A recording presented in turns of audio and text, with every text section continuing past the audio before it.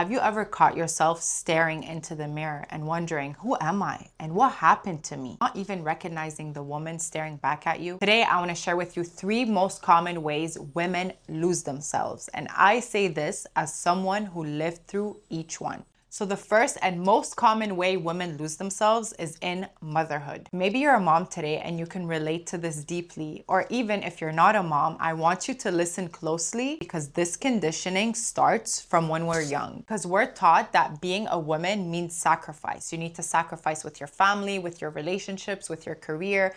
And that's exactly what I thought too until last year. I woke up one day and exactly that, looking at myself in the mirror. And I'm like, why do I look like this? Who am I? Why do I feel like this? I felt like my identity was completely lost and buried somewhere deep down in the ground. I was living life on autopilot. Every day looked and felt the same because I was pouring everything that I have into my kids, into my family, into my relationship, into my career, my job, and all my other responsibilities that at the end of the day, I had nothing left for myself. And then somewhere deep down, you start to feel like you're invisible, that you don't matter, that your needs don't matter. So you start neglecting yourself. I know I'm not the only one because a survey found that 22% of moms identify as just moms and feel like they've lost touch with their identity outside of parenting. And another survey revealed that 79% of moms feel invisible and 94, imagine, feel their identity beyond motherhood has been completely minimized. Here's the truth. Self-sacrificing doesn't make you a better mom. It makes you an unhappy one. And I know how it feels because that was me. I wasn't alive in my own life. And when you're constantly running on empty, your kids don't just miss out on the present version of you, but they also learn that love comes with sacrifice and love comes with losing yourself. And that's not the lesson that you want to pass down to your kids. So if that's you right now, I want to tell you that I see you and I feel your pain. Taking care of yourself is not selfish. Prioritizing yourself and your needs is not selfish. It's actually the most loving thing that you can do for yourself, because as a mom, you have to lead by example. And when they see you prioritizing your health, your love, your peace, the relationship that you have with yourself, you're giving them permission to do the same for themselves one day. Now, the second way that you lose yourself as a woman is following a man's vision instead of your own. And listen, being a supportive partner is beautiful and it is commonly expected in a relationship. But when you support him more than you support yourself, that's not being supportive. That's self-abandonment. When his dreams become the only dreams talked about, or when his goals are the only ones being supported, then you slowly start to disappear into the background. You become his shadow instead of becoming his significant other. I was so absorbed in his vision, building his dream, that I didn't even notice how much the balance was completely tipped off.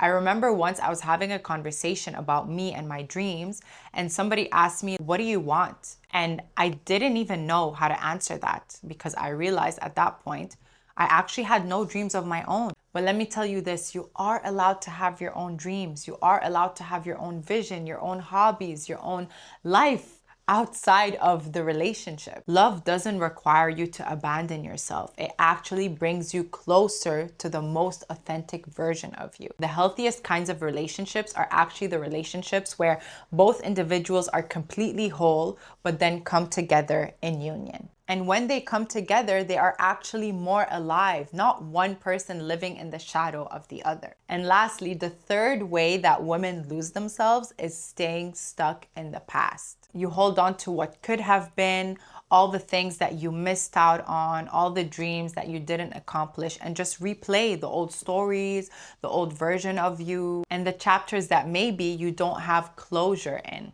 And you keep replaying the past over and over so much that you completely get stuck in that past version of yourself. You're stuck and frozen, but time is still moving. Life is still happening. The past doesn't define you. It doesn't hold you hostage. Literally every single day you get the chance to decide how you want to live and who you want to be and how you want to show up. So whether it's losing yourself in motherhood or following a man's vision instead of your own or staying stuck in the past, the common theme here is you lose yourself. But we didn't come into this world to do that. Do you think you were given life to not be able to live it fully? Are you okay with putting yourself on the back burner and living in somebody else's shadow, or even in your shadow, instead of stepping into the light? And I want to tell you this with so much love. You are allowed to take up space. You deserve to take up space. You are allowed to choose yourself unapologetically. You are allowed to create a life where you feel alive and aligned and aware with the highest version of yourself. And don't forget that healing is magical because it unravels the process of you coming home to yourself and you living authentically. Before I wrap this up, I want you to sit with this question. Where am I losing myself the most right now? And if I keep living this way, what will my life look like 15 or 20 years from now? Conversation speaks to you today. I invite you to like and subscribe to my channel because you don't have to walk this path alone. I see you and I feel you, and I'm sending you so much love and healing. Until next time.